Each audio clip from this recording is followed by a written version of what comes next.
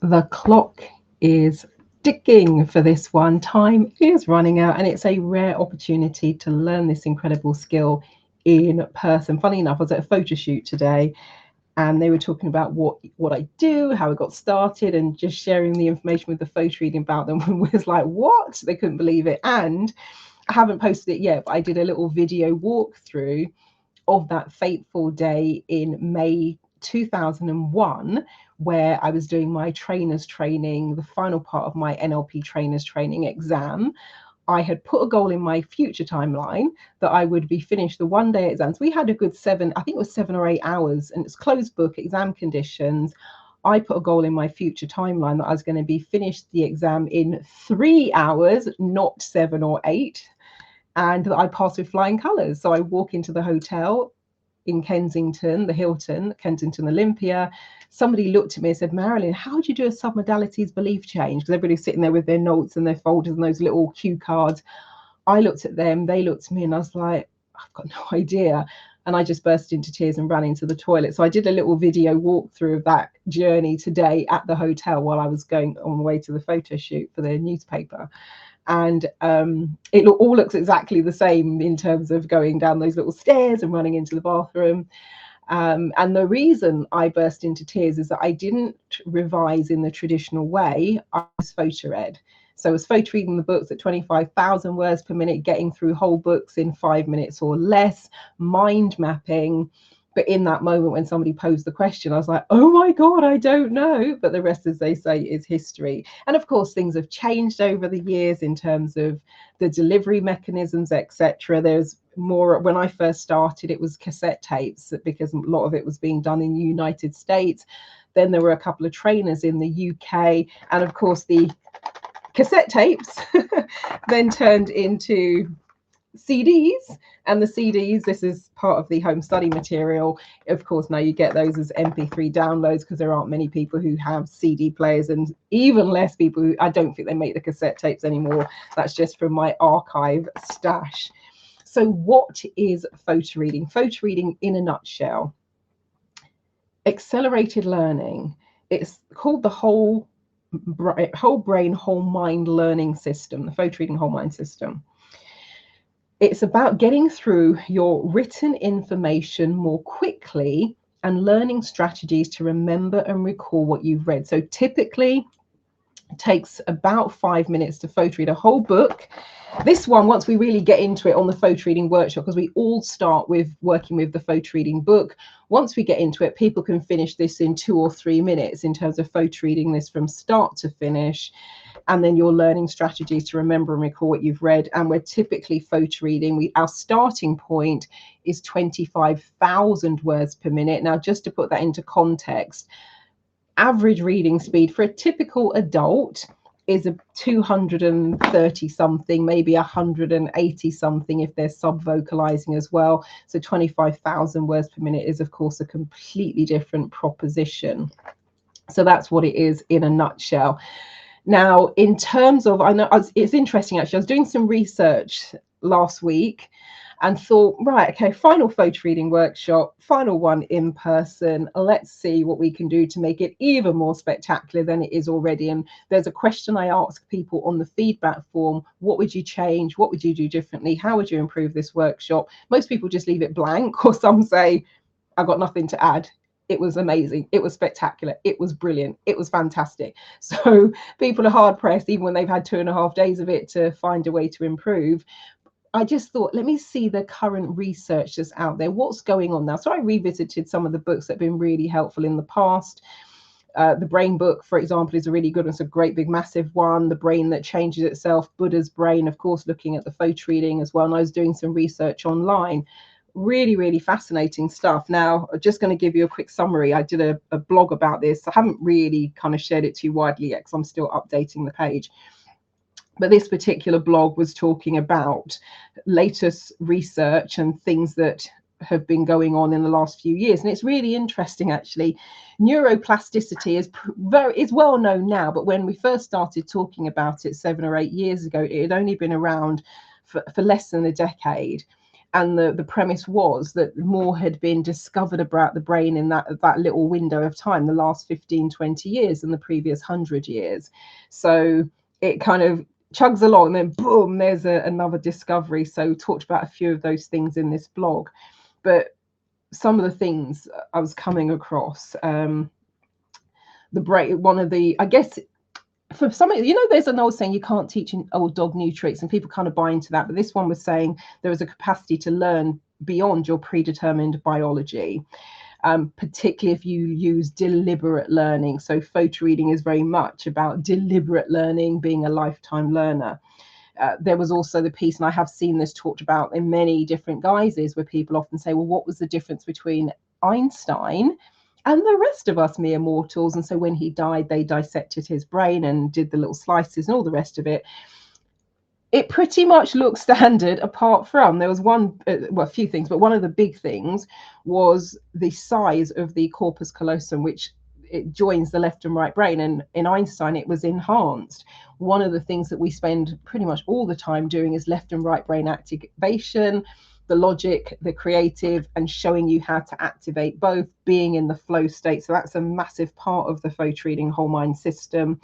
And one of the things in terms of improving what they call the sensory region, we do that with the learning styles and the educational kinesiology. So that's an inbuilt part of it as well. When I was looking at the research, one of the things they were talking about is deliberate learning. So this is the reason when I put this blog together, I was saying if you're approaching 50 or working with young minds, children, grandchildren, nieces, nephews, the reason why it's important, particularly as you maybe get into your 50s and 60s, is not everyone, because everyone's different, but generally speaking, people are no longer in those situations where they are deliberately challenged. Number one, you're often an expert in what you do, so you don't have to think about it quite so hard, but you may have also left the traditional learning environment, the traditional work environment, and so the deliberate learning becomes absolutely key. And that is one of the things that builds up those neurological pathways.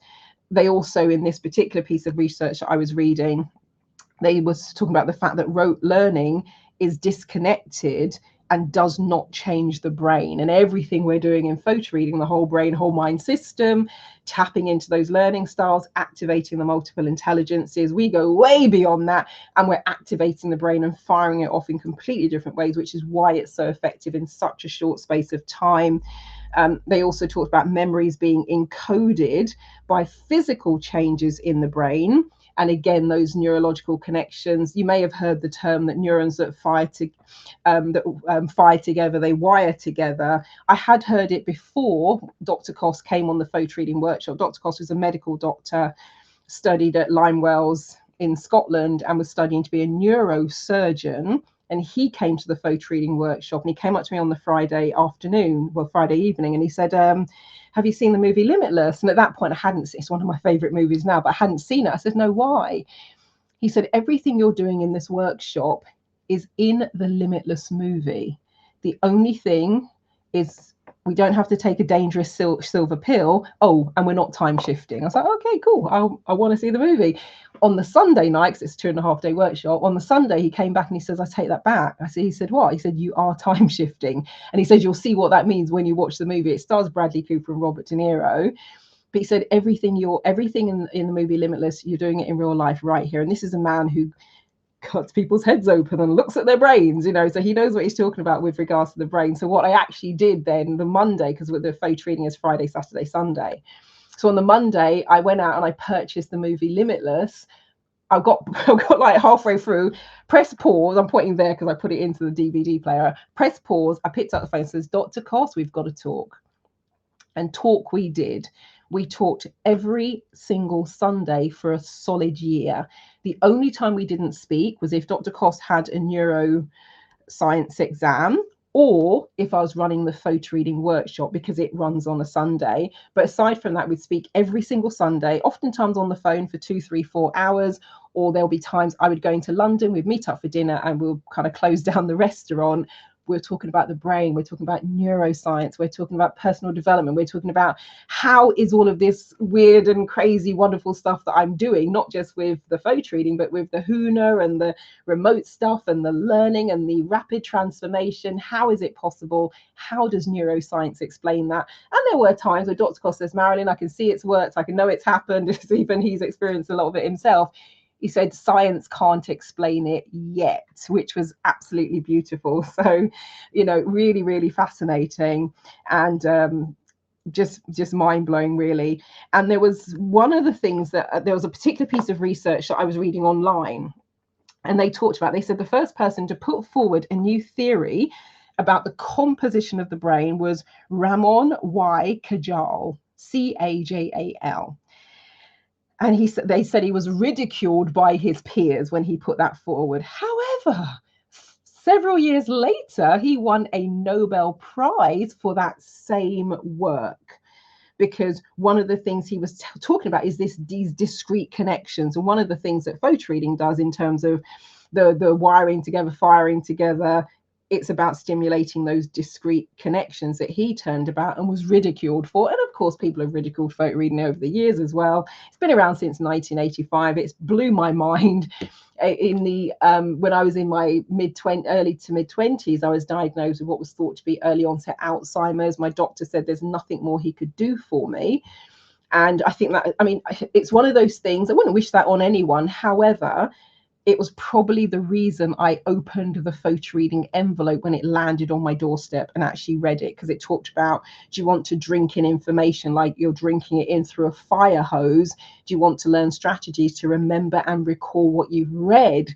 Do you want to tap into your genius potential? Do you want to access your limitless potential? Do you want to learn strategies to learn at the speed of light and as fast as you can turn the pages in a book? And I was like, yes, yes, yes, yes, yes.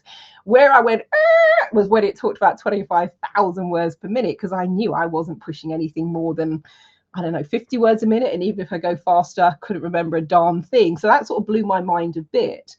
But because I was already desperate and at rock bottom, and my doctor said, what I can do for you is write a letter, because I was studying to be a chartered accountant. He said, I can write a letter to the ACCA, which is the accountancy body.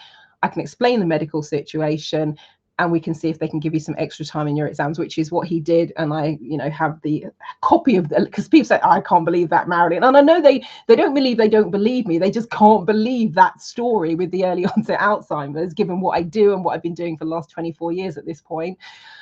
So the ACCA wrote back, says, yes, we'll give you the extra time. But being so desperate, it's like I've got nothing to lose and everything to gain. And that's why I even gave it half a look. And even then, this was in 1998. Even then, I could not believe the claims that were being made. So it actually sat on the shelf for 2 years. I still got the tape cassettes behind me. Hold on. So this is the original set that I purchased in 1990. I'm going to open it carefully because there are, you can see the set of cassette tapes there. It came with a dictionary for the dictionary game, and I left it sitting on the I listened to the, well, you can tell me in the comments how many of those there's 8 cassette tapes. How many of them do you think I listened to? So I'll cycle back. If you're watching this as a replay, feel free to put it in and we'll have a chat about it. But I left it on the shelf for 2 years because I just couldn't believe that what I was hearing and reading in the PhotoReading book could even remotely be true. And it wasn't until October 2000, when I did my NLP practitioner training, that the person running the training, he was on stage quoting names, dates, places, facts, figures, etc. And somebody said, how do you remember all of this stuff? And he said, I read 20 to 30 books a month. I leaned it to the person next to me and said, well, clearly he doesn't get out much. And I'll just bring that onto the bigger screen just so you can see, because I realized I was in that tiny little square. Oh, there we go. So that's the original program of the cassette tapes. So he said he reads 20 to 30 books a month. So somebody said, my God, how do you do that? And he said, he pointed to the back of the room because there was a resource table. So we all looked to the back of the room, where I've just taken the cassette tapes from. And he said, I photo read. And I was like, oh my God, I've got that sitting at home on the shelf gathering dust. So that's where I coined the phrase for myself, shelf development, because I realized my shelf, my bookshelf, was more educated than me because it's got all this data. Now, just to rewind a little bit, when I did my practitioner training, because I had all the early onset Alzheimer's stuff going on, it was open book. We received the cassette, because again, the learning was on cassette tapes, books, folders. I had the cassette tape several months before the NLP practitioner, had all the books, had all the folders, had the test questions. All I had to do was answer the questions. Could not for the life of me get my brain around it, get my head around it, try as I might. It was really hard. And apparently when I handed in my test, they were like, who is this Marilyn Devonish? She's either lazy or stupid. Because my test was so bad. And I had so many corrections, so many things I didn't get, understand, didn't articulate them clearly, etc. And my plan was just, I went to that training purely to get a refund, because when I realized it was hypnosis and timeline therapy and HUNA, I was like, that's not what I'm into. I thought I was signing up for a communication skills course, so I actually tried to get a refund. But fast forward, when it was like, wow, my mind was blown, I decided then I'd go back 3 weeks later and do what you call the master practitioner, which was 14 days. The test was absolutely humongous. And I had 2 weeks to cram all this in. Plus, I'm supposed to be doing my chartered accountancy ACCA exams. And I thought, you know what? I haven't got the physical time to do this. A few weeks ago, I didn't even know what NLP stood for. And now I'm going to go back and do this 14-day training. I know what I'm going to do. I'm going to get those cassette tapes. I'm going to blow off the cobwebs. I'm going to listen to them.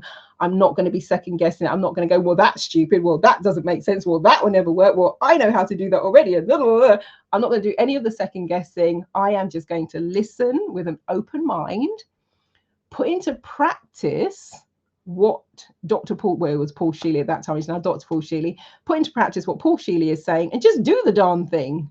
Mouth shut, mind open, hands in gear, just do it. The rest, as they say, is history. I went from worst in class to best in class. And I'd set myself a goal when I went back for Master Prac 2.5 weeks later, that my test was going to be no corrections, no going back and forth. It's 100% complete, job well done. I still got that test upstairs to this day. I think I was the only person in the class who had 0 corrections. I was going home with that test every single night with Master Prac, 0 connections, and I think it said good job well done. And they gave me the same coach, Marianne Diaz, who is the most experienced coach, because my test was so bad in the practitioner, it was a lot of work to bring it up to speed. Marianne was the most experienced coach and trainer, so she was assigned as, you know, I was assigned as one of her coachees. So she was given the master practitioner test, expecting another train wreck, and it was just like, whoa. And then in May 2001, coming back to the story I started telling you earlier about the Hilton Hotel in Kensington Olympia, I went on to do the trainer's training exam. It was a 3-week thing, you know, practicals, demonstrations, but it culminated in this 1-day written test. Closed book. So exam conditions, you leave all your stuff at the door. Full day. We arrived at 9:30 in the morning. There were people still writing at 6 o'clock, just before they kind of said, stop, put your pens down. And I put a goal in my timeline. I was going to be finished in 3 hours. I did not revise in the traditional way. I photo read, I mind mapped, watched a lot of Columbo. And the rest, as they say, is history. I was finished 3 hours on the money. And apparently when they looked at my test, they thought I cheated, because they said it was like reading the textbook, but they couldn't figure out how I'd done it in such a short space of time. And I only left the room once, and somebody follows you into the toilet and stands outside the door, so you try and pee quietly. And they couldn't figure out how. So I went from, who is Marilyn Devonish? Is she lazy or stupid, when I did my prac, to who is Marilyn Devonish, and did she cheat? No, I did not. But the rest, as they say, is history. So, photo reading for me has been absolutely spectacular. Of course, we don't have everyone coming in with those issues and challenges. People often just want to read faster, study more effectively, retain information. access more of their creativity, enhance their critical thinking skills, their decision-making skills, learn how to reduce stress, get into the flow state, be more, you know, productive at work, have the capacity to take on new topics without feeling fearful about it. And for those of you who speak or present, PhotoReading is incredible for being able to assimilate what it is you want to say when you're standing up in front of that microphone or sitting there and the Zoom camera is about to go on, and being able to remember and recall what it is you want to say without having to be kind of staring at copious notes and all of that sort of stuff, if that's what you want to do. There are so many directions that you could take it in. And just to give you a little bit of a flavor, what we got here. So this was someone who had a similar-ish starting point to me. Some of you might know the wonderful Kay Westmoreland. I've not spoken to her for a while, actually. But she was in a plane crash several years before she did the PhotoReading. We used to meet up at a particular networking group for several years, and pretty much every time we'd meet up, Kay would say, oh my gosh, I really would love to do a PhotoReading. Do you think it would help with me? I had brain damage and a plane crash. I was like, yeah, I think it'll be amazing. Every next year, yeah, I think it'll be amazing. Following year, yeah, I think it'll be amazing. And the thing about it is, you ask me a question, I'm going to answer it. I'm not going to hound you about it. You ask me for information, can you send it to me? I'm going to send it to you. I'm not going to hound you about it. I'll probably remind, generally speaking, in my e-newsletter list, but I'm not, you know, badgering people. I just always say, you know where I am. If you want anything, you know where to find me when you're ready. So eventually Kay comes along, does the workshop. She's absolutely brilliant. So you'd never know about the brain damage because she had coping strategies and mechanisms around that. So she knew she was never quite the same after the plane crash, but the outside observer would probably have no idea. She said after the 2.5 days, she sent me this pretty much the day after the workshop, said, Marilyn, your PhotoReading course has changed everything, Marilyn. My brain has just feels rewired, because she was in a client meeting and she says normally where she has to keep repeating things over and over to herself or very quickly write it down so she doesn't forget, etc. She just said, I'm back. And what was interesting was a few weeks later, got goosebumps when I talk about this one, well, all of them, there's amazing stories. She was in a meeting with a mutual friend of ours, someone called Nick Haynes, who does the 5 elements healing. He didn't know anything about all the PhotoReading stuff she'd been doing, but they were in the middle of a conversation. She said, Marilyn, Nick just looked at me and says, Kay, you're back. And she was like, whoa. A few months later, we were doing a one-to-one PhotoReading coaching session. She said, I was having tea with my mum this week, and she just looked at me and says, Kay, you're back. What a gift. What a gift after just 2.5 days. And what was interesting, Kay brought her daughter along who had just graduated from university. On the Friday evening, they were walking back to the station. I said, I can go that way. I'll walk with you. And they were both kind of choked up and a bit tearful. And I said, is everything all right? And they said, yeah, we've just been talking. We really wish we'd done the PhotoReading before all those years ago, because you would have saved my daughter almost being on the verge of a breakdown with the stress of the university and the studies. And of course, it would have been life-changing for me. And that's one of the, I've had people get quite angry with me and say, Kay didn't, she was just tearful. But they say, why didn't you tell me it was going to be this? Why didn't you tell me you cover all this? Why didn't you tell me it's going to be this good? I'm like, dude, I'm always talking about PhotoReading. I'm always talking about how amazing it is. But it's not until people sit in the room and go, oh my God, wow, it kind of blows their mind. And in terms of what had happened to Kay, she was in a plane crash. And this is the actual field. She was in a light aircraft with her then partner. Unfortunately, her partner was killed in the plane crash. She was close to death. And it's like something from a movie. The doctor who with the skill to save her, who was closest, was just walking into court. So he pulls out his phone. He's going to switch his phone off because he's going in to testify. And it rings. And the person who's ringing, they know where he is. They would not ring unless it was important. So he takes the call. And they say, light aircraft has just gone down. We need you. So he then has to say to the court clerk, I'm so sorry. Please apologize to the judge. I'm going to have to go. And he hightails it out of there. And, you know, when you see the thing with the lung puncture, doing all of that in the field, that's exactly what happened. That picture was taken by the doctor who attended to Kay on the field after the plane crash, and he's written a blog about it. I interviewed Kay about it, so I wrote a blog, but that was the picture that he took of the field where the light aircraft went down. So we're not just going, oh, she had a bit of a headache. No. This was serious near-death stuff. And I'm not making any claims. Everybody's going to have their different experience.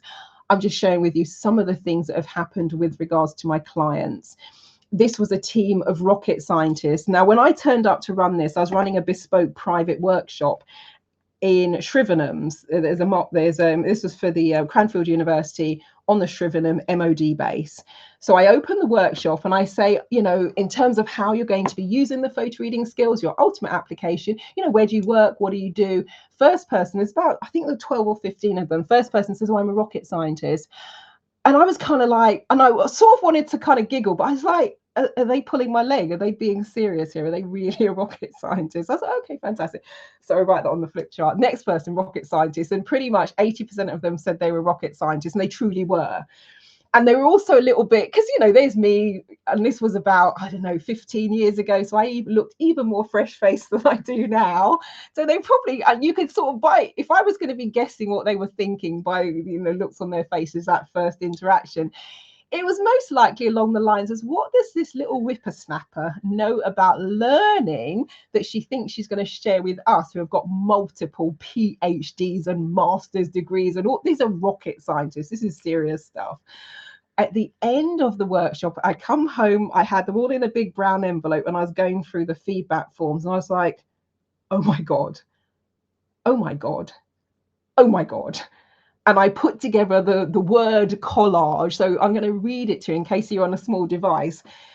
It included, they said, saying, how would you describe the photo reading, your experience? They said stimulating, valuable, highly recommended, professional, excellent, enlightening, fun, relaxing, motivating, time well spent, should be given to all first year PhD students.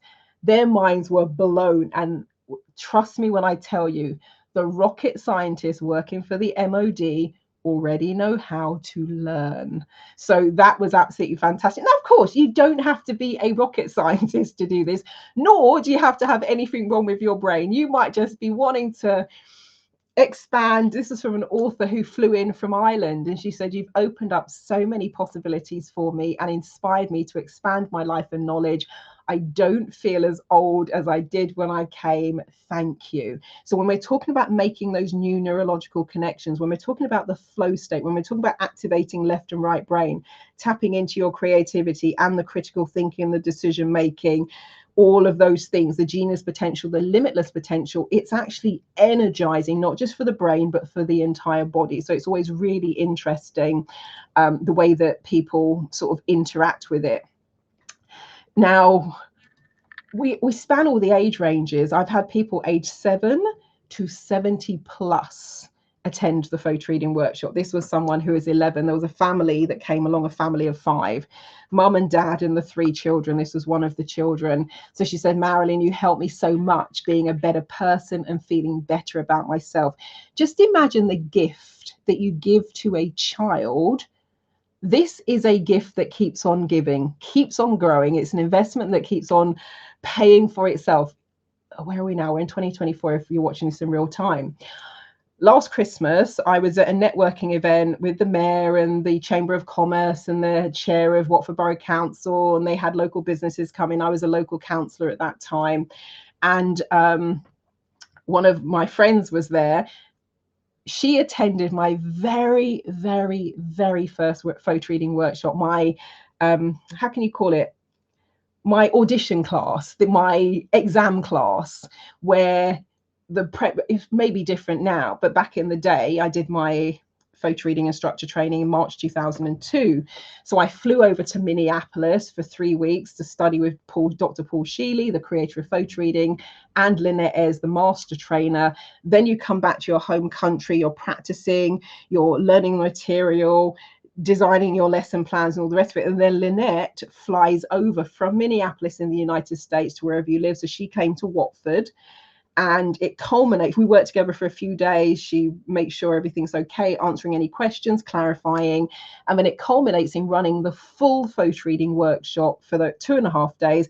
And Lynette, lovely lady, but looked very intimidating during that. She's sitting at the back with a clipboard, these little half moon glasses and a pen. And you just see her going, She just does that for the whole 2.5 days. Just like, oh my God, nerve-wracking to have somebody watching you that intently. But Julia was there on that very, very, very first workshop. I think I had 6 people there and she was one of them. We were at this networking event in December 2023. And somebody said, my God, how do you know that? How do you remember that? She said, and I was just happened to be there walking past. She went, it's the photo reading. Because she said, my partner always says, how do you know that? How do you know this stuff? And she says to her partner to this day, 20 years later, it's the photo reading. Her words were, it does something to your brain. Just imagine you invest 2.5 days of your time for about 1/5 of the price of a decent Mac. And I saw loads of parents queuing up in the Apple store this week. And it's like back to school. They've got these great big signs. Don't get me wrong. The Apple products are amazing. I've got my little iPad mini here. It's going to help you massively. And it's potentially a chunk of technology if your brain isn't in gear when you're sitting there at university. And the photo reading course as it stands at the moment is about 1/5, maybe even less, if you get the early booking price, etc., of the price of a good Mac. So imagine 2.5 days, less than £1,000 at this time. That could change, but at the time I'm recording this, it's 700 and something. And if you booked early enough, it was 500 and something. If you leave it much later, it's going to be pushing up to 800 and something. But you know, it's that ballpark. Imagine just 2.5 days of your time,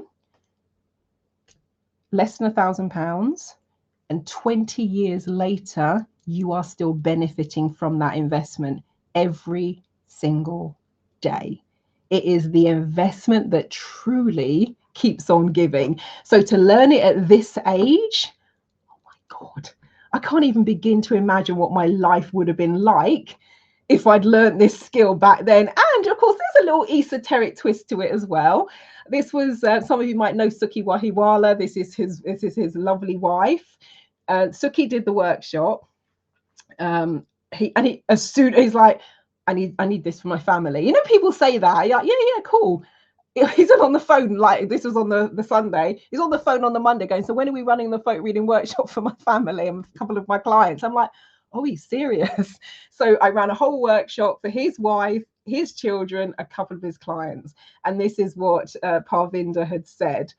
She said, talk about, because we do a HUNA belief change session. So she said, talk about grabbing the ball by the horns. When you did the HUNA healing on me, OMG, exclamation mark. I couldn't believe how accurate your diagnosis was. You didn't tell me you're a doctor as well as everything else. And I'm telling you, with the HUNA bit, we have, hi, Jake. Fabulous to have you here. Jake, by the way, we're talking about books. We're talking about reading. Let me bring this up on screen.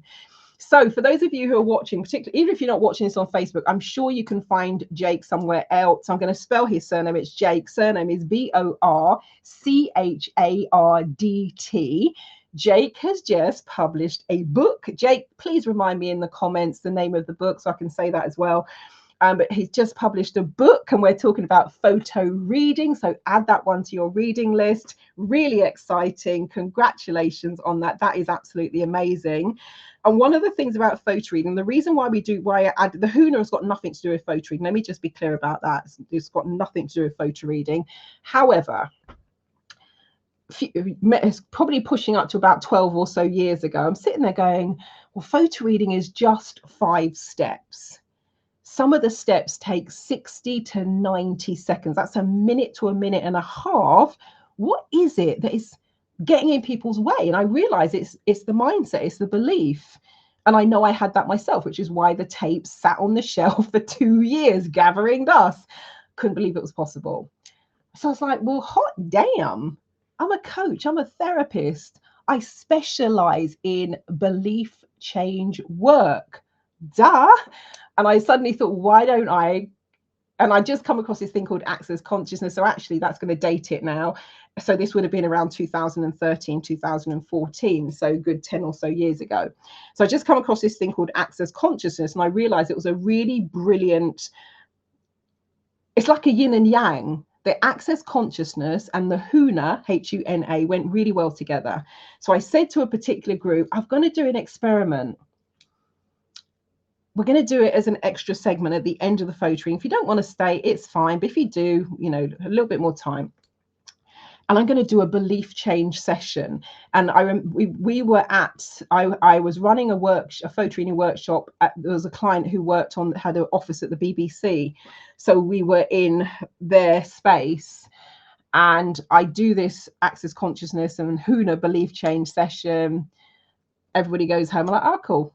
We get to a point in the workshop where I normally do a 45 to 60-minute session where people work in triads in groups of 3, and they talk about, okay, there we go. Let me just feather in time. Let's put that weapon up on the screen. You're most welcome, Jake. A feather in time. I love that. We get to the segment where I do a 45 in the schedule, 45 to 60 minutes for the group to work in groups of 3. And somebody's going to say, well, what are the biggest limiting beliefs that you have? And then the 2 people that they're sitting with, one of them is going to almost like be coaching them and helping them come up with ideas. The other person is going to mind map all of the suggestions. So at the end of the exercise, the mind mapper gives the mind map to the person who had the limiting beliefs, and what they've been doing is noting down what the person who is coaching them is saying and the solutions they come up with. So I'm framing this session. I said, so, and I normally write the limiting beliefs on the board as well, just to give people a bit of a rolling start. So I said, okay, what are the limiting beliefs that you have about your ability to apply and implement and use photo reading in your daily life? And I'm standing at the board, and I've got the flip chart pen in my hand, and I'm facing away from the group, waiting to write it down. Silence. I'm like, oh, bless them, they're all in trance. So I turn around and I then say, what limiting beliefs do you have that could get in the way of you implementing photo reading? Now, keep in mind, the night before, we'd done the belief change session. Somebody in the group, lovely lady called Amana Shaka, I say that because she's written a public testimonial, it's fine to use her name. She says, nothing, we're good. Nobody had any limiting beliefs. And I went around everything. I went, Anna, nobody. It was like, whoa. And I was like, okay, they were an amazing group. They are an amazing group. I said, this must be just an amazing group. So a few months later, I run another photo reading workshop. I say to them, hey, I've been experimenting with this thing, belief change. It's not going to impact the course in any way, but I'll tag on some extra time at the end if you want to stay. Everybody stayed. We do the belief change session. We get to the Sunday. What beliefs? Nothing. People are like, no, we're good. I was like, okay, well, this must be an amazing group. So I ran it again. I've got a 3 times convincer. Same thing happened every time. But not just that, people were coming in different the next day. And not just about photo reading. It was the ripple effect where it started impacting their entire life. And I was like, oh my God. But that is the nature of beliefs. You change a limiting belief, and it has that ripple effect, everything else starts to change. So I was like, oh my God. So I've been running that as an extra. So this was the belief change session. If somebody were watching, because what Parvinder is talking about here, I go around each person individually and do a minute or 2 of HUNA. So her daughter, for example, was there. Now, this was kind of nearing winter. The lights were down. People had their eyes closed, and I'm standing behind them, so nobody can see what I'm doing. All they do is they hear me doing the... They can't see me. Those who are in the room, they're probably having a little peep, but the person I'm doing it with got no idea what the heck is going on. And Parvinder's daughter said, and for some reason I felt, well, I was by her shoulder, and I felt that I wanted to, I just felt I did, there's like, the symbols are what you call elementals. They relate to each, fire, water, earth, etc. And then the EO, space between the space. For some reason, I felt like I wanted to do some fire energy, water energy around her shoulder, etc. But again, she had no idea about any of that. When we were doing the debrief, she said, Marilyn, when you were standing by my shoulder, I felt like there was a waterfall. And she said, I've had a really bad shoulder because they got massive guard dogs. She'd taken the dogs out. They were still on the leash, and they must have seen a squirrel or something. The one she was holding went to go, and it yanked her shoulder. Now, I didn't know any of that because, they're sitting in a room, so wasn't moving about. But she said, my shoulder feels better now. But I was, so it's that sort of thing. And then there are times I might say something when I'm doing the access consciousness. And this is what happened with Parvinder, where she's like, oh my God, that's exactly what's going on for me. So people find it quite profound. So that's a bonus session. Now, in all the years I've been running it, it's optional. We finish that day and I say, if you want to stay, we're going to have a quick 5-minute break, go to the bathroom, drink some water. I've had 3 people leave, not stay. They're just like, it's not my cup of tea. It's like, absolutely fine. Every single person who didn't stay, they come back in the next day, they look around and everybody is different, confident, more self-assured. Their mind is clearer.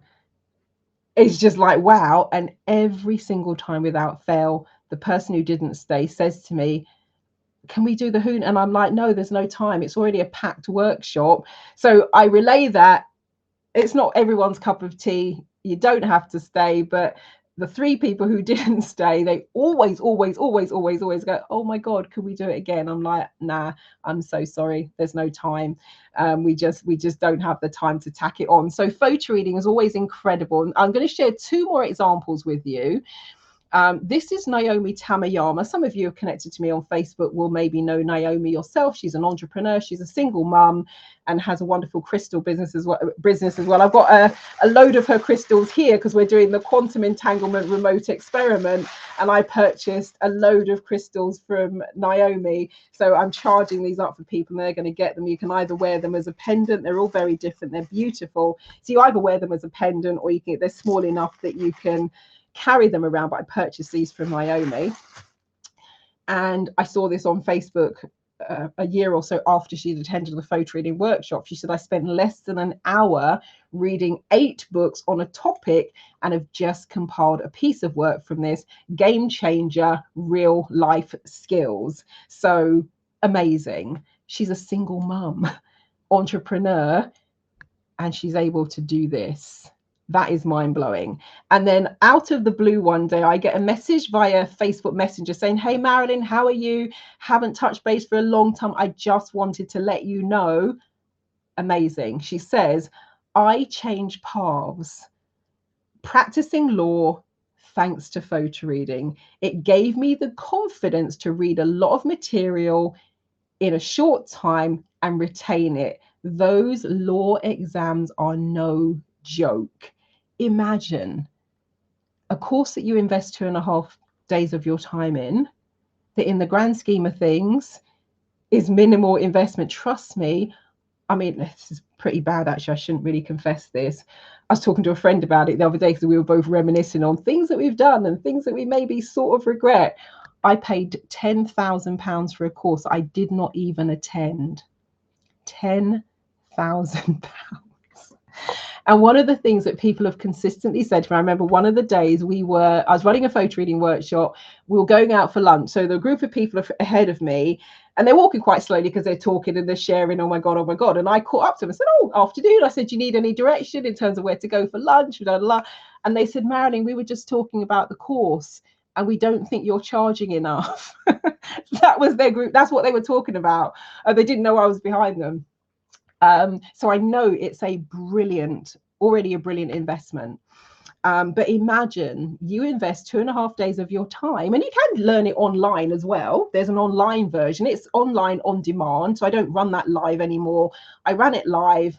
I recorded it. It's now available on demand. So you can be anywhere in the world, take it at your own pace. And it's the full 2.5-day certification class.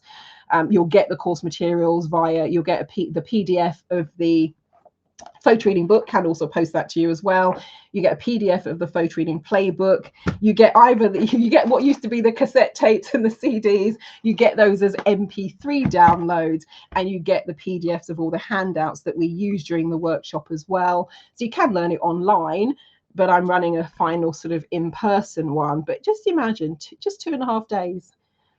It's about 21 hours in total, maybe a little bit more if we add in the Huna, etc. And I remember when I first put just a little snippet on to what was then a DVD, I had people watch it. One of them was about a lawyer. She says, Marilyn, I felt like I was a fly on the wall. There was a point in the room where it got quite emotional when we were doing the Huna and the clearing, all the rest of it. I was like, wow, that's amazing. And she said she cried as well at that point. So people watch, I don't know, people sort of, you might go 21 hours. Oh my God, no. the time flies. I don't know if I've got it here, actually, if I got it in my stack. I might have it. If I can find it, I'll put it up, because the people who did, I went to Learning Strategies, and I said, this was years before. I've been running online training, online coaching, online therapy since 2005. So I went to Learning Strategies, I don't know, 6-7 years ago, maybe a bit longer. And I said, I want to run the PhotoReading online, because then I'd found a really brilliant webinar platform. I thought this will be fun. You know, I can deliver handouts in the room and all sorts of fancy schmancy stuff. So I went to Learning Strategies, and they said, we don't think that's going to work. I said, look, I said, can I just give it a go? Can I do it? I said, look, I'll get the feedback, as I do always. If it doesn't work, I'll never do it again. And I will train those people free, and actually that's the thing. Once you've attended the full certification class, you can attend the PhotoReading class for free forever. Anywhere in the world, there is a certified PhotoReading instructor that's been properly trained by Dr. Paul Sheely. All you have to do is cover the cost of being in the room. So if somebody's in a hotel, that's going to cost more than if they're running it in their living room. It's free. You never have to pay for the course again, because Dr. Paul Sheely recognized we learn in different ways, and we learn in layers. The first time you do PhotoReading, it's like, your mind is blown. And then sometimes, let's say somebody might be going into professional development, so their reasoning has changed, their purpose has changed. They then now go, all right, I'm going to go back, and it's called a refresher certificate. So you got a certificate, you can refresh. If you live to be 100, you could take the PhotoReading class every year if you really wanted to knock yourself out. So there was that, but it's amazing. So I ran the online. Oh, here it is. I have found it. It's in the stack. So this was feedback from people who did the online video webinar 21 hours straight. Now we went to sleep and we had breaks and etc. But I ran it Friday, Saturday, Sunday, just like I would the regular workshop. Somebody said fun, energizing, mind expansive, effective. They were online. We were not in the same physical space. So that was one of them. Someone else said, hold on, here we go. What's this one? Inspiring, creative, intensive, engaging, brilliant. Online. Ignore the URL, that doesn't exist anymore. And the reason it says world first, because it was the first time PhotoReading had been running that way, the full certification online as a pure webinar. Now they had done some like hybrid style, where they've got a camera in a room and we're filming that, but this was the first time it had been done in this way. And now, of course, everybody does, a lot of people do it this way. Dr. Paul Sheely does it this way, started doing that a lot when we went into lockdown, but this was years before lockdown. But I said, look, if it doesn't work, I'll never do it again. But it worked spectacularly well, and that then opened the doorway for a different way of bringing it to people. So if that's what happens online when you're just, watching a webinar, imagine what it's like in person. So yeah. Oh, actually, I was saying come full circle. This was from Lynette. I mentioned Lynette as the master trainer. Every year we would send our feedback in. I have to be perfectly honest with you, I used to not water down the feedback, but the ones that said, oh my God, you're amazing, spectacular, brilliant, fantastic, best workshop I've ever attended, this is mind-blowing, everyone in the world should do this. I didn't send those ones. I actually sent the ones that said, yes, very good, really enjoyed it, fantastic, amazing. They were all amazing. But the ones that were a bit like, whoa, back in the day, I was like, oh my God, this feels a bit weird. So I didn't even send the real sort of wow ones. And this is what Lynette said. She said, wow, Marilyn, I think you should laminate your report and hang it on your wall. What incredible comments, and they don't surprise me one bit. You are and always have been a totally present instructor. You create such a fantastic environment and have such high energy. How can your participants not learn? Lynette Ayres, PhotoReading Master Trainer.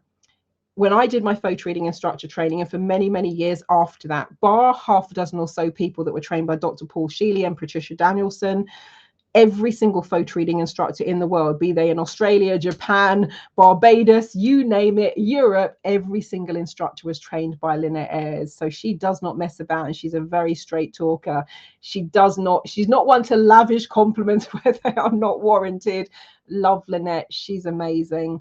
And that's what she said, even with my slightly watered down feedback forms, which is just fantastic. I'm passionate about photo reading because it changed my life in ways that I could not even begin to imagine. To this day, 20 odd years later, I started using it in October 2000, became an instructor in 2002. Today, as I speak to you here, it's 2024, we're in August, and I use photo reading every day. It shows up in the most incredible ways, and it has given me the confidence to say yes to things that ordinarily sometimes people might go, oh, I'm not sure about that. I saw one of them pop up actually. I think it's the one, oh, that's it's not quite the one, but you'll get the gist. That's Greg Braden, Dr. Joe Dispenza, and Dr. Bruce Lipton. And I remember when I had to interview Nassim Haramein, this is something called the TCCHE, the Conference for Consciousness and Human Evolution. I'm going to be emceeing the one in Canada in a few weeks' time, but this is the London event. And when we were in lockdown, they ran the TCCHE online, and I think it was either 7 or 9 days. It was intense. I was the MC again, and I was interviewing. Well, I wasn't interviewing. I was going to introduce Nassim Haramein. If you know Nassim, you know the size of that brain. He's he's into astrophysics. He's done stuff at CERN. If there's something that's going to blow your mind, think a modern day Einstein. That's Nassim.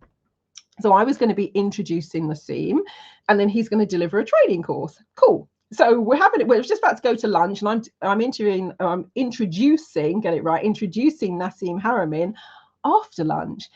I then get a message in the back channel, as they call it, saying, oh, change of plan, Nassim. I was like, okay, cool.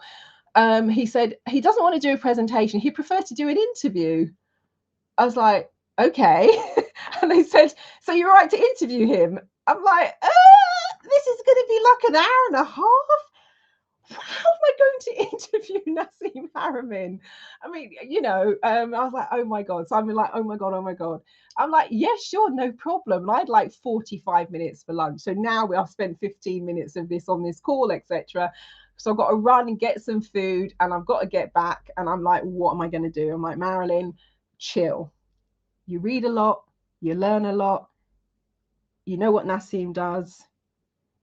Relax and trust. Fine. Okay, that's what I'm going to do. And I put a goal in the timeline, refresh my memory about a few things in that little 7-minute window that I had after I'd had something to eat and gone to the bathroom. And somebody sent me a message partway through the interview, and they said, my God, Marilyn, you're really holding your own with Nassim. It's a conversation of equals. I'm not saying that I'm equal to Nassim Haramein. His knowledge is profound. But what was good for me is I want to do a decent interview, and I want to ask questions that challenge him, that get him to think in a different way, that bring to the fore all of the wonderful things. And this particular picture that you can see here, oh, thanks, Jake. This particular picture that you can see here on this event, it was the first time I'd emceed this event, and we had I think there were about 10, 12 speakers. So Lynn McTaggart, there are some astrophysicists, you might know Doctors JJ and Desiree Hurtak. It's a Konstantin Korotkov. It's a stellar lineup. I mean, massive. So it's the day before, I'm in bed on the Thursday, and I suddenly wake up early hours in the morning going, oh my God, because I knew we were going to do a Q&A. And I knew it was the audience Q&A. So audience are going to be asking questions. I will then reframe the question, relay it, make sure the speaker hears it, get their answer. I'm choosing the next person from the audience, and we roll it like that. But I woke up in the early hours and thought, oh my God, what if there are no questions? Of course there are going to be questions. There's 550 people in the room, duh. I thought I'd better just have a few questions up my sleeve. So I do a little meditation. I focus on each of the speakers, because I'd written, well, I didn't write their bio, but I write my version of their bio. So I look at their bio, did a mind map, and I was like, okay, what questions would I ask of Bruce Lipton? And I want 3 or 4 questions. What question would I ask of Greg Braden? What questions would I ask of Joe Dispenza? What questions would I ask of Lynn McTaggart? What questions would I ask of Konstantin Korotkov? What questions would I ask of Juliana Goroga? And I just went through, and I had these little white cards, and I wrote the questions down. So now it's the event. I'm live on stage. I'm just about to go on stage. The organizer the person who organized the conference says, Marilyn, change of plan. I'm like, here we go. Common story. And I said, what? They said, we're not going to do questions from the audience. Can you just do the Q&A? I'm just about to walk on stage. I went, hold on a minute. So and everybody's waiting for me to go on stage. All the speakers are sitting there like they are now, but they had more chairs. So I run to the back of the room as fast as one can when you're wearing heels, but don't normally. So I teeter to the back of the room. I get the little plastic envelopey thing out, and I pull out my cards with the questions for each of the speakers. Like, thank God I had those. So I'm working my way down the line. I then get to Greg Braden. I'm asking the questions, and partway through, Greg says, Marilyn, where do these questions come from? Because no, that was it. I had asked Greg his questions, and then and then Bruce Lipton, he's very playful, if you know Bruce, he said, have you got special questions for me as well? And I went, Bruce, I've got questions for all of you. And he went, what, individual? I went, yeah. Then Greg, who I'd just been doing the Q&A with, he said, where did these questions come from? And I was like, uh-oh. Because for all I know, he might have said, I'd prefer to have questions from the audience, thanks very much. So I took a deep breath and I thought, tell the truth. I says, Greg, I'm going to tell you the truth. I said, I came up with them at 3 o'clock this morning. I sat and thought about each of you, kind of channeled what I thought it would be really great to ask. And Greg Braden I'd never met him before. He didn't know who I was. He looked at me and he said, excellent questions.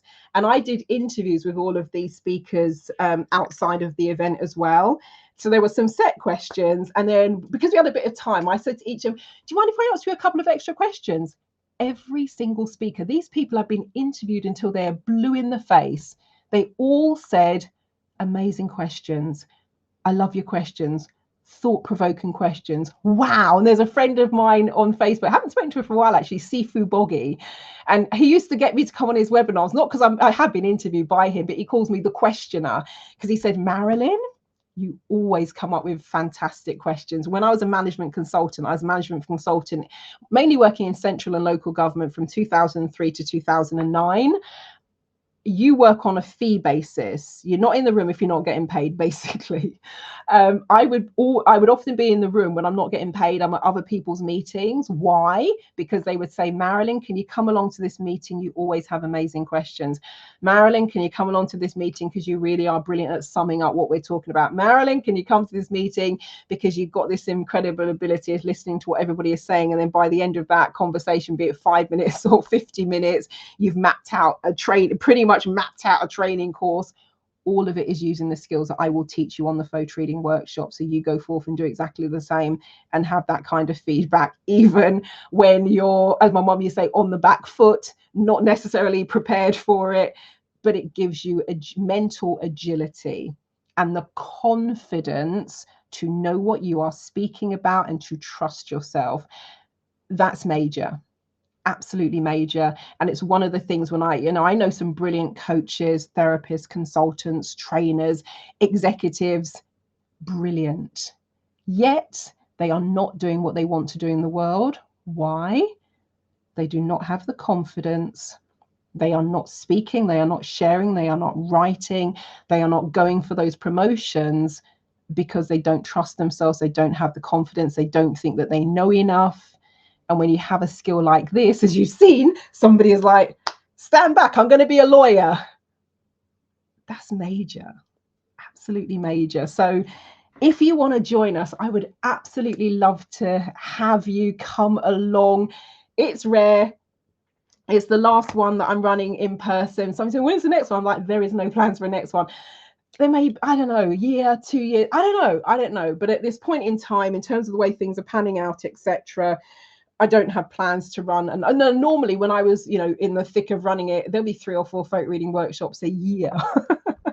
I don't have another one planned. I've got no idea when it will be. If you want details, there's the main website, transformationstm.com. It's coming across the bottom of the ticker tape. It's TRANCE, Hypnotic Trance, F for Freddy, FORMATIONS, TM as in trademark. So transformationstm.com /photo reading, or if you just land on the main site, look across the top, It's my very old website. It's over 20 years old now. It's more of an archive site, but there's a tab at the top that says PhotoReading. Click that.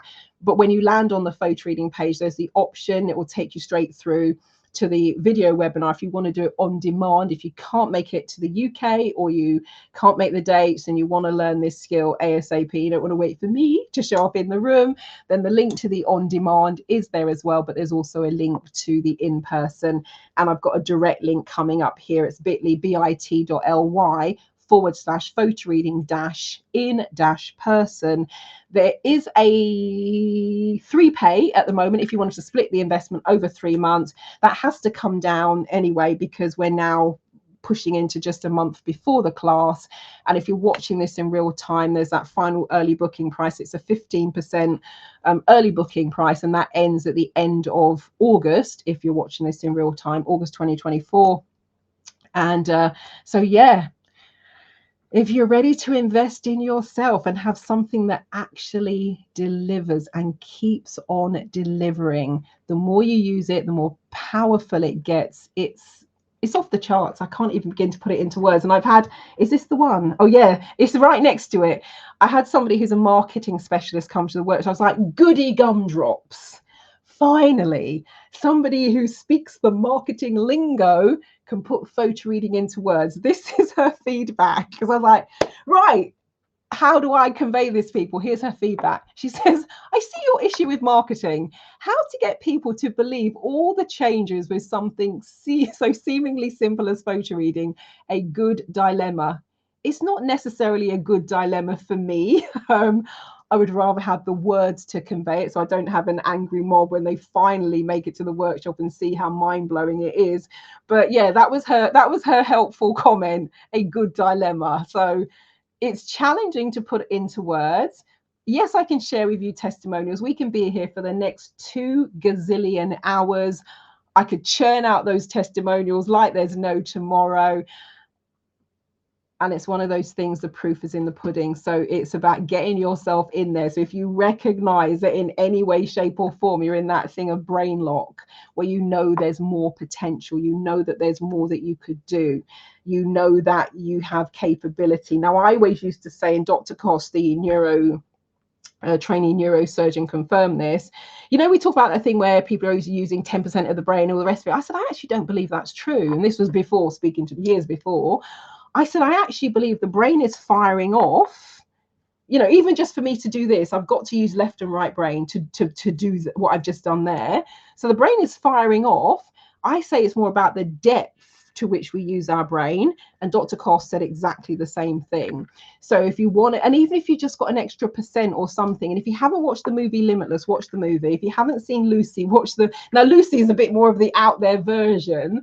And that came a little bit after Limitless with Robert De Niro, Bradley Cooper. But just imagine getting a couple of extra % out of your brain. It is a game changer. As Naomi Tamayama said, it's a game changer. It's life changing.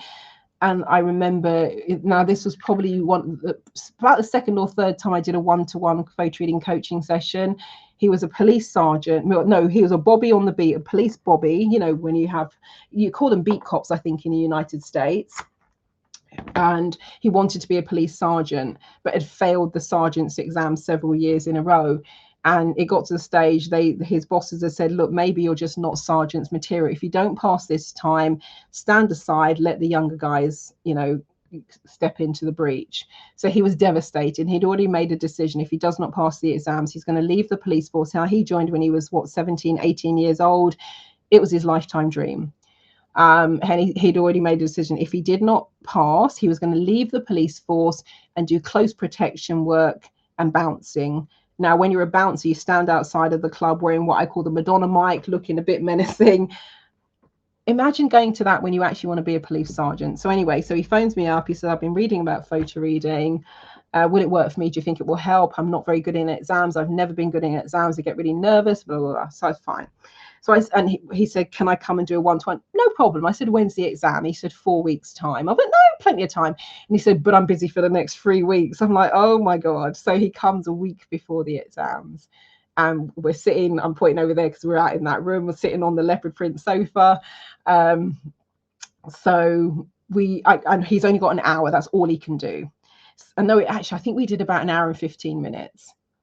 So I did the fastest rendition of photo reading you've ever seen in your life. And then I focused on exam strategy as well, and also the flow state, which is a fundamental part of step one, and the tangerine and all that sort of stuff. And, talk to him about the way to approach it, what to do, how to access what's already in his brain, because it was very clear talking to him. He knew his stuff. It was in there. It was just locked in there. So he goes off, does the exam. In those days, I had an answering service, very posh. So I get a message from the answering service saying, police, blah, blah, blah, has called you, left you a message. I phone him back and he says, I did the exam today. He says, Marilyn, he said, I don't know how I did. No idea at the moment, because of course you haven't got the results yet. But he said, I now know how to sit exams. He said, that's the first time in my life I've sat an exam and not come out of it feeling sick to the stomach and hated every minute. I was like, oh, cool, wonderful. A couple of weeks later, get another message from the answering service. Can you call police constable, blah, blah, blah, blah. Phone him back, says, how are you doing? He says, got my results today. I said, okay. He says, Marilyn, not only did I pass, get goosebumps when I think about him as well, not only did I pass, I was in the top 25 percentile for the entire country. Let me say that again. Not only did he pass, he was in the top 25 percentile for the entire country, the United Kingdom. This is a man who was about to resign and go and stand outside of a nightclub getting abuse from a load of drunken people. Just think about that for a moment. A moment. That's just freakish. And one of my Facebook contacts, her son got married a few years ago. He was my first one-to-one client. Oh, he must have been, I don't know, 12, 13 years old. He got into private school because his brother, who was academically very bright, got into private school. So he got in on the family connection. But it is remarkable. He got in as a family connection, but wasn't academically bright and had dyslexia and dyspraxia. And I was doing a keynote presentation. They were in one of these MLM businesses, and I was brought in as the keynote speaker. And I just had a slide in terms of what I do. And she came up at the end and said, what's the photo reading? Is that to do with reading faces or reading books? I said, oh, yeah, it's an accelerated learning. She said, do you think it will help my son? And she explained the situation. He's got dyslexia. He's got dyspraxia. He's just been booted out of private school. He's got to go back to the local comprehensive, like the school where everyone goes. So kicked out of the private school. Of course, that's devastating when you're a teenager. And it will be devastating at any age, but, teenagers' formative years. And she said, I don't think he's going to want to come to you. Could you come to us? And I was like, well, I don't really do house calls, but I went round to their house. So I'm working with Andrew. And we're sitting in the living room. That we got the sofa there, and there's a bookshelf behind us in like a case. So I'm explaining how to do all of this. And I said, just grab a book. And he said, oh, those aren't my books. They're my dad's books. I don't read those. So just grab one. I just want to demonstrate to you how we do the steps. So he grabs the book. I talk him through the 5 steps. And as I said, some of them just take 60 to 90 seconds. We were then talking about 20 minutes later, and he said, oh, yeah, that was in the book. And I said, which book? And he said, the book I was just reading. I said, was it?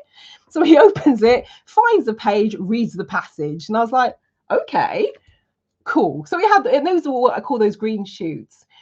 The next day, his mum called, and I stayed for dinner. And I said to his mum, let me sit next to Andrew during dinner, because I'm working, I'm a hypnotherapist. I'm going to layer in a few more things. She phones me the next day and she says, Marilyn, something really interesting happened. She said, I came downstairs and I'm standing at the top of the stairs, and Andrew and his sister were in the kitchen. They were talking. And then she's silent. I'm like, I'm waiting for the punchline. I'm like, yeah. She says, they never talk. And if they do, they just like grunt at each other, their ships in the night. And I was like, okay, it's interesting. She said, but I was listening to what he was saying. And he's saying, well, step 1, you get yourself physically and mentally prepared. And then step 2, you do a preview. Step 3, you photo read a book. Step 4, and she just recounted the photo reading whole mind system. She says, I've never heard him talk like that before.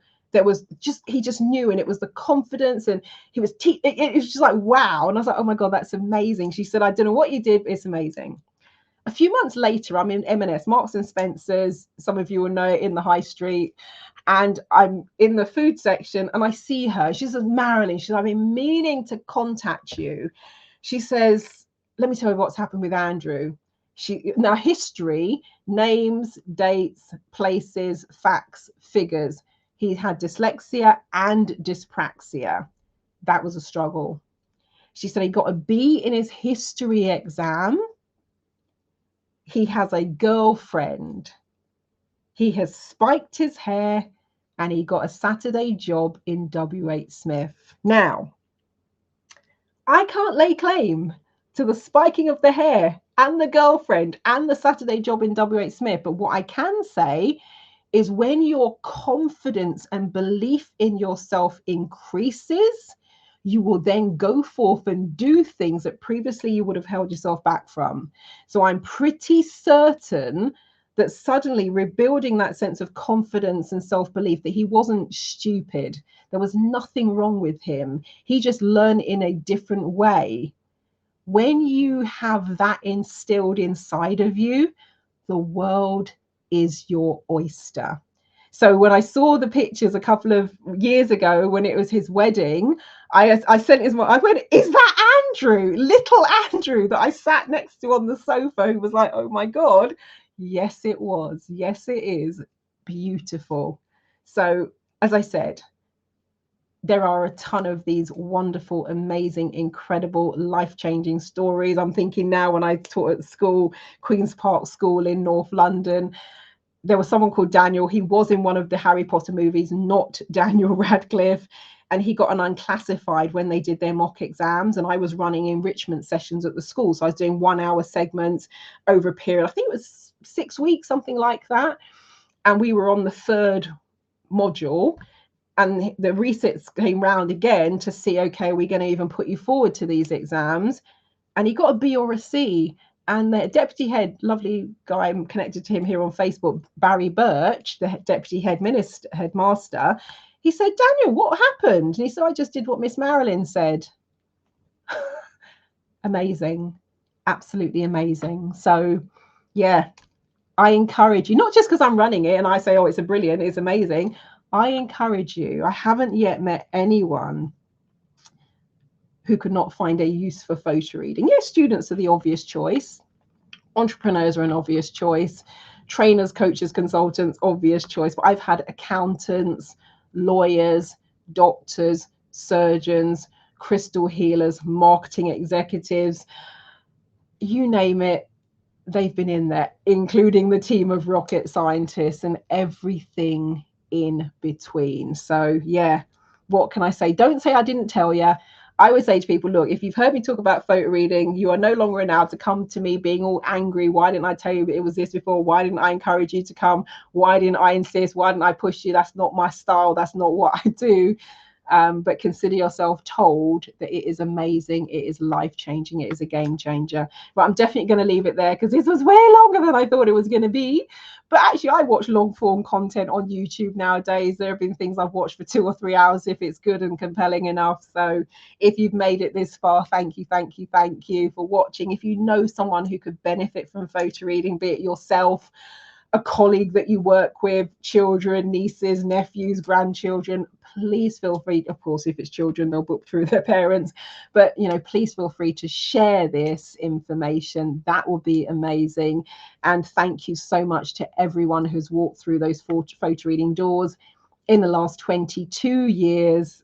I appreciate you, because without you showing up, the classes could not and would not be happening. And thank you, Jake, in terms of, I'm really glad you enjoyed the presentation. Thank you so much for being here. Congratulations again on the book. I'm just going to put that one back on the screen, A Feather in Time. Jake is in this comment thread. So if you're watching this on my Facebook channel, my Facebook page, please feel free to ask Jake for the link where you can purchase the book. That would be awesome. And if you're watching this on YouTube, then come and look Jake up, put that into your search engine, A Feather in Time. just incredible. Congratulations, Jake. That is a fantastic achievement, and I wish you every success with the book and everything that comes thereafter. And thank you so much for joining me for the live.